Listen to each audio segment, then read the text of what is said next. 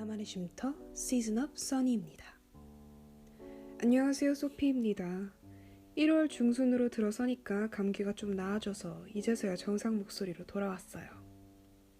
지금은 플루도 좀 죽어가는 방향으로 흘러가는 것 같은데 여러분은 이 시기를 잘 피해서 새해에는 감기 걸린 일 없이 지내시기를 바라겠습니다. 여러분은 어떠신지 모르겠지만 저는 아직까지도 2017년이라는 게 믿겨지지가 않아요. 1월 1일도 어제 같은데 벌써 오늘이 17일이에요. 시간은 참 제 마음도 모르고 빨리도 흘러가네요. 오늘 여러분들께 들려드릴 제 얘기는 언제나 그랬듯이 그냥 소소한 그런 얘기입니다. 저는 아침에 차를 타고 수업을 갈 때 라디오를 들으면서 가는데 하루는 이런 광고를 하더라고요. 여러분의 자녀는 학교 생활을 잘 하고 계신가요? 쑥스러움을 많이 타는 성격 때문에 힘들어하진 않던가요? 내성적인 성격 때문에 힘들어하는 자녀분들이 안쓰러워 보인 적은 없으셨나요?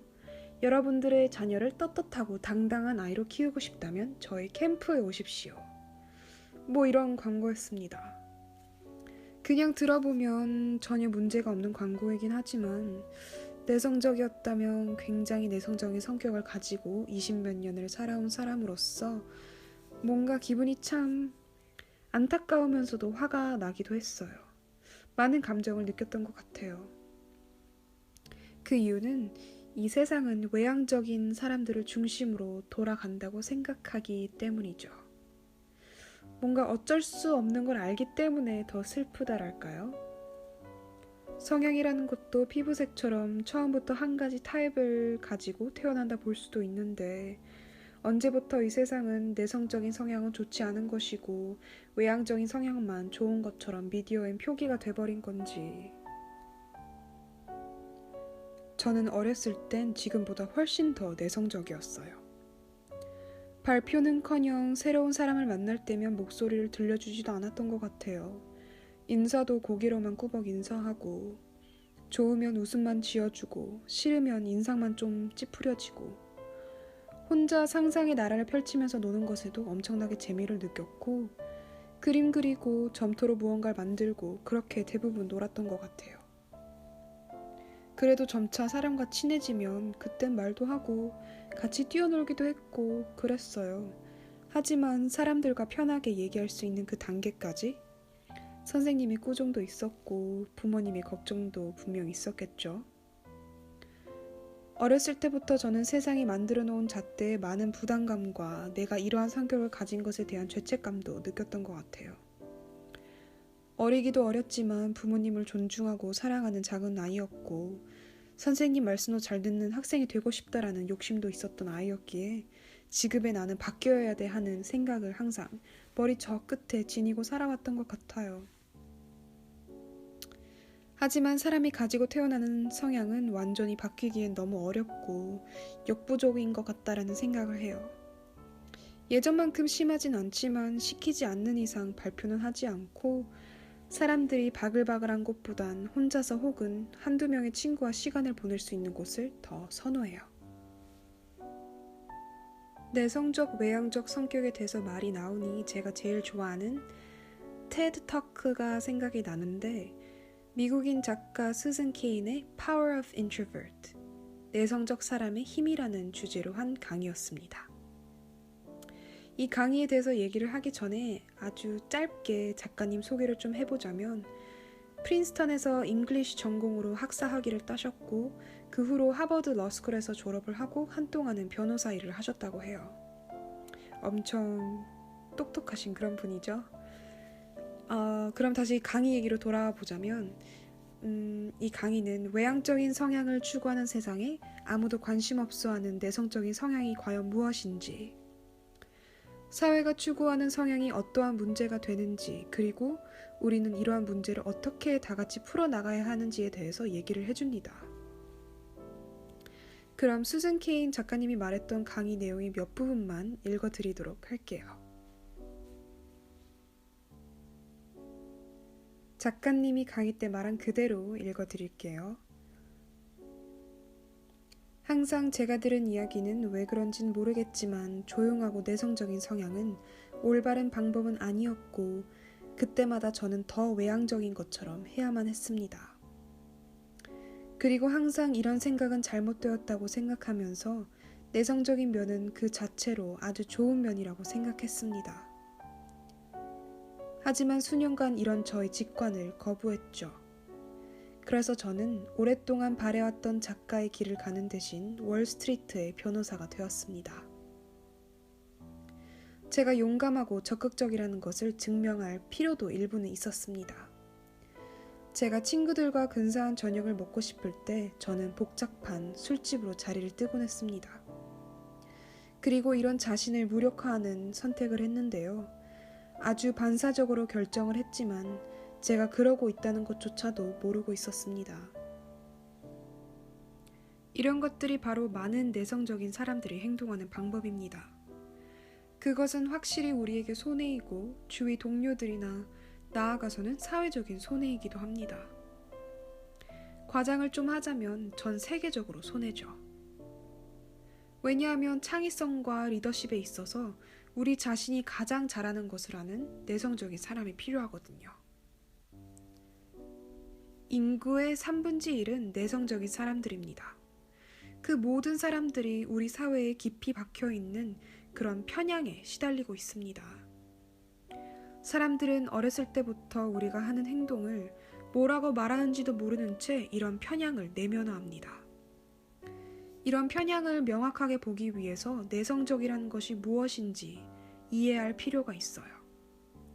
이건 부끄러워하는 것과는 다릅니다.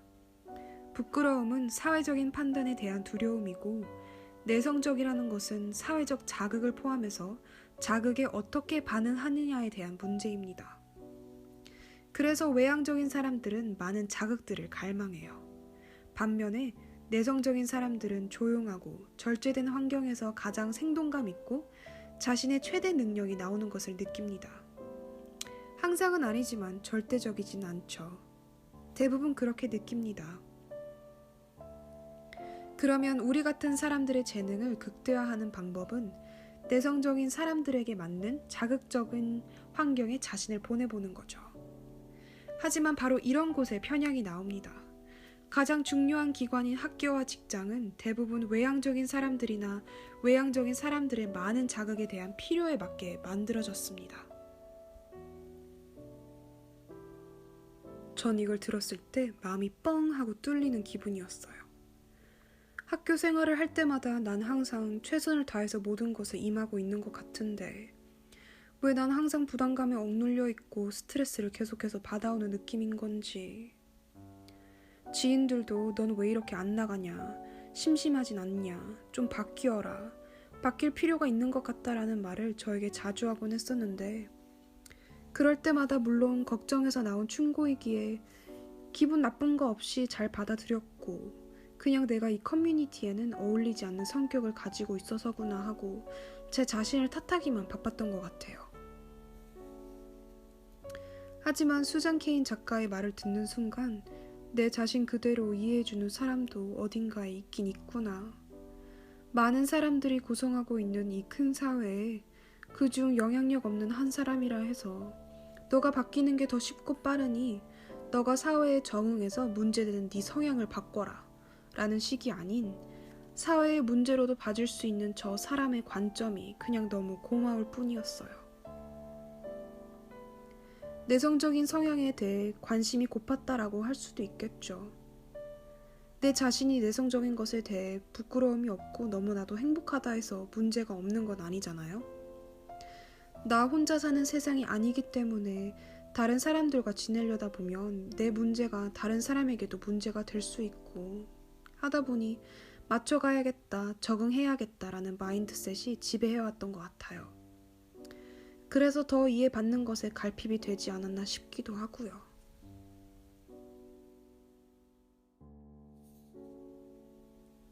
계속 이어서 수잔 케인 작가님은 이런 말을 했어요.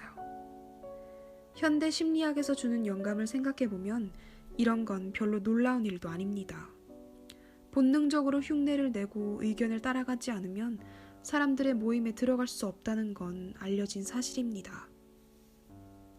여러분이 끌리는 사람들처럼 외모상으로나 본능적인 것에 대해서도 여러분이 무슨 행동을 하고 있는지도 모르면서 여러분 주위 사람들을 흉내내기 시작합니다.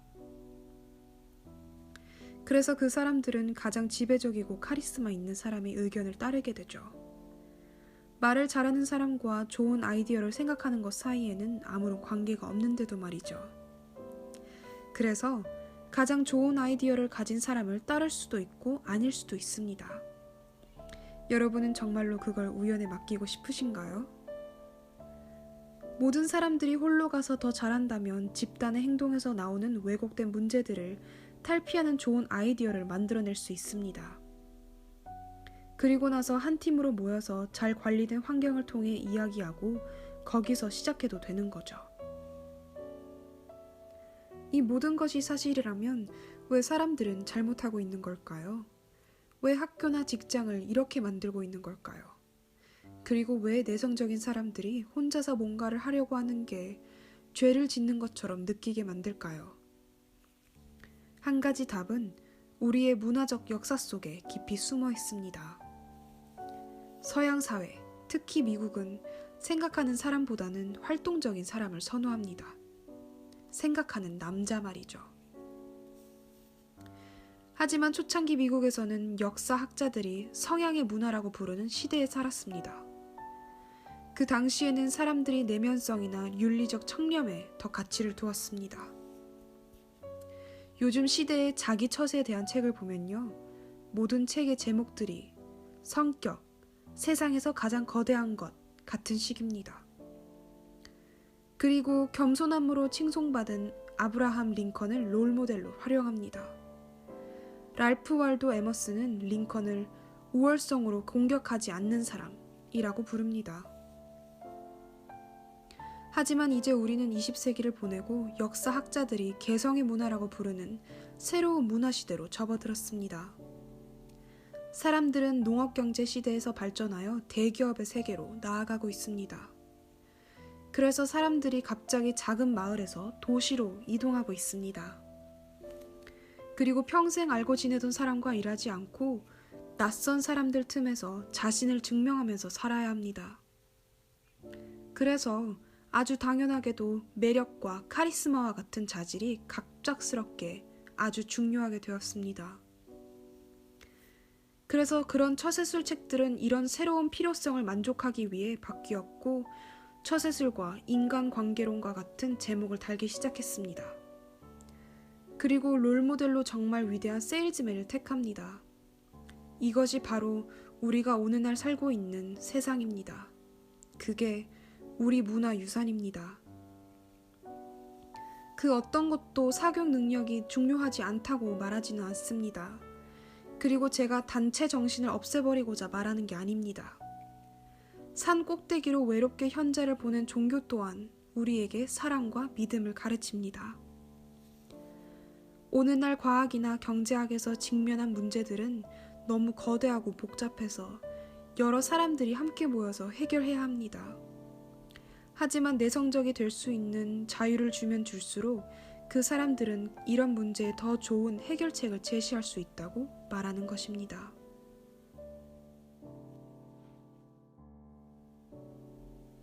저도 이 작가와 같은 생각이에요. 내성적인 사람들이 내성적인 성향을 사회에 내보여도 부담 없는 그런 자유를 가져야만 그 사람들의 진정한 빛을 발휘할 수 있지 않을까 싶어요. 라디오에 들었던 그 광고 속 내성적인 아이는 사람들과 거리낌 없이 얘기하고 발표도 하는 외향적인 아이가 자기 성향을 마음껏 표현하듯 자기도 나름대로 자신의 성향을 어찌 보면 열심히 표현하고 있던 건 아닐까 생각이 드네요.